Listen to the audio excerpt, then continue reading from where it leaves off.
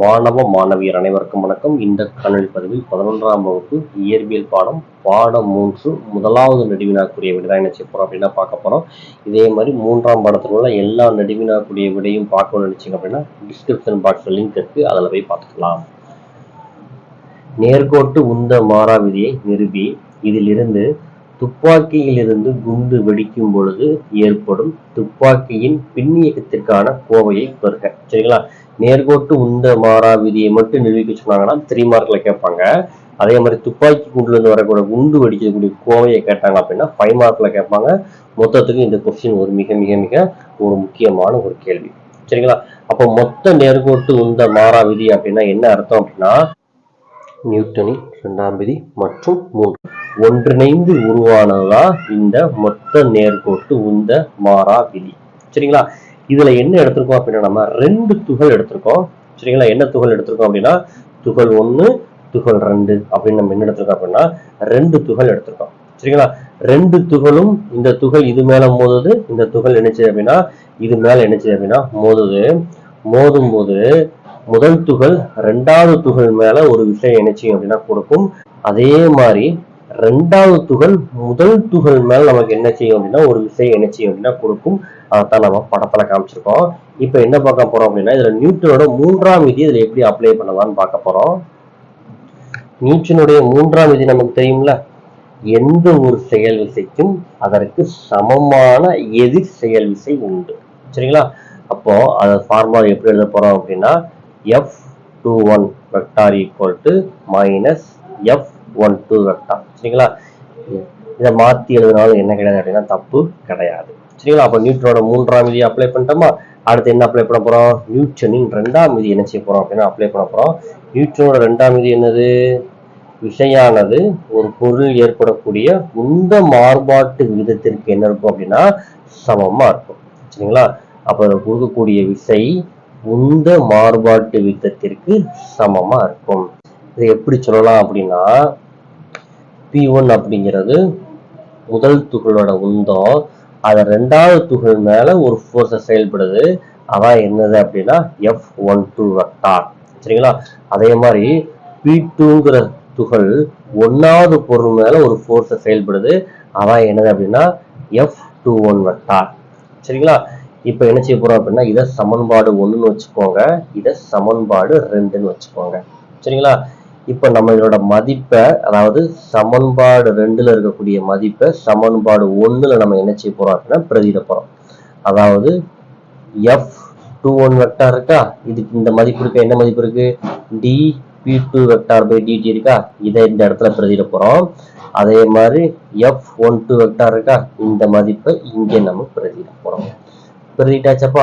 அப்ப இங்கிட்டு மைனஸா இருக்கிறது ஈக்குவல் டு இந்த பக்கம் வரும்போது எதா மாறும் அப்படின்னா பிளஸ்ஸா என்ன செய்யும் அப்படின்னா மாறும். ஸோ பிளஸ் பண்ணியாச்சு. சரிங்களா? இப்போ இந்த இதுல எந்த இது காமனா இருக்குன்னு பாருங்க. காமனா இருக்கிறது மட்டும் நம்ம என்ன செய்ய போறோம் அப்படின்னா பொதுவா வெளியே எடுத்து எழுத போறோம். எந்த இடம் காமனா இருக்குன்னு பாருங்க.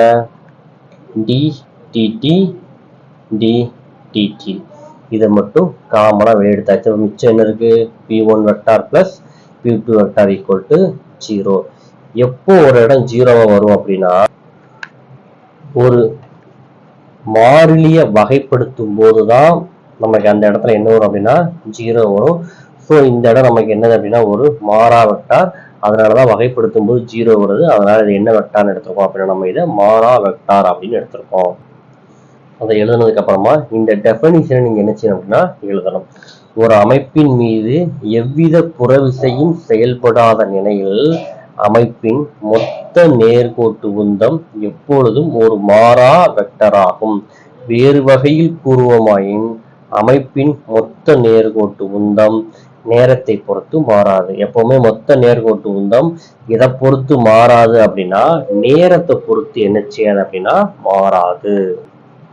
இப்ப என்ன பார்த்துட்டோம் அப்படின்னா நேர்கோட்டு உந்த மாறாவதை பார்த்துட்டோம். இப்ப துப்பாக்கி சுடக்கூடிய நிகழ்வு அதை கம்பேர் பண்ண போறோம். சரிங்களா? அப்போ ஒரு துப்பாக்கி சுடும்போது அதோட தொடக்கத்துல துப்பாக்கி குண்டு ரெண்டுமே எந்த நிலையில தான் இருக்கும்னா ஓய்வு நிலையில தான் இருக்கும். சரிங்களா? இப்ப குண்டோட உந்தத்தை நம்ம என்ன வச்சிருக்கோம் அப்படின்னா P1 வெக்டார் அப்படின்னு வச்சிருக்கோம்.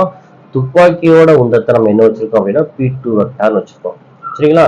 அப்போ உந்த மாறா விதியின்படி இது எப்பவுமே எப்படி ஆகும், சுடுவதற்கு முன் சுழியாத்தான் இருக்கும். So P1 vector plus P2 vector equal to 0. நேர்கோட்டு உந்த அழிவின்மை விதியின்படி துப்பாக்கி சுட்ட பின்பும் மொத்த நேர்கோட்டு உந்தம் சுழி மதிப்பை பெறும். சுடுறதுக்கு முன்னாடி சுழிதான், சுட்டதுக்கு அப்புறம் என்னது அப்படின்னா சுழிதான். சரிங்களா?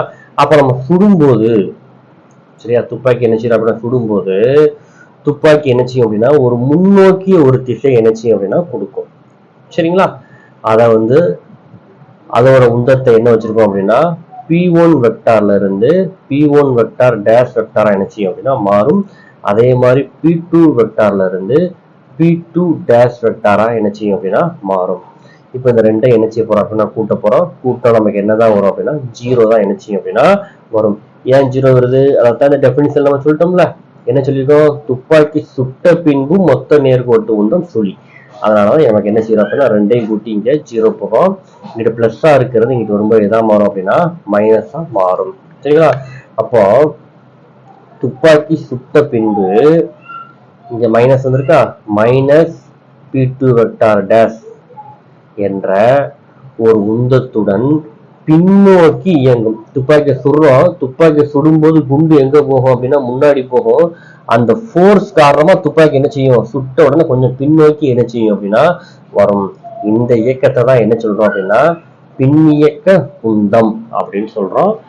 இது உங்களுக்கு புரிஞ்சிருக்கும் நம்புறேன். இந்த கொஸ்டின் புரிஞ்சிருந்துச்சுன்னா வீடியோக்கு ஒரு லைக் பண்ணுங்க, நம்ம சேனலை உங்க நண்பர்களுக்கும் ஷேர் பண்ணுங்க. இதே மாதிரி தொடர்ந்து வீடியோக்களை பார்க்க நம்ம சேனலை ஃபாலோ பண்ணுங்க. தேங்க்யூ ஃபார் வாட்சிங் ஸ்டூடெண்ட்ஸ்.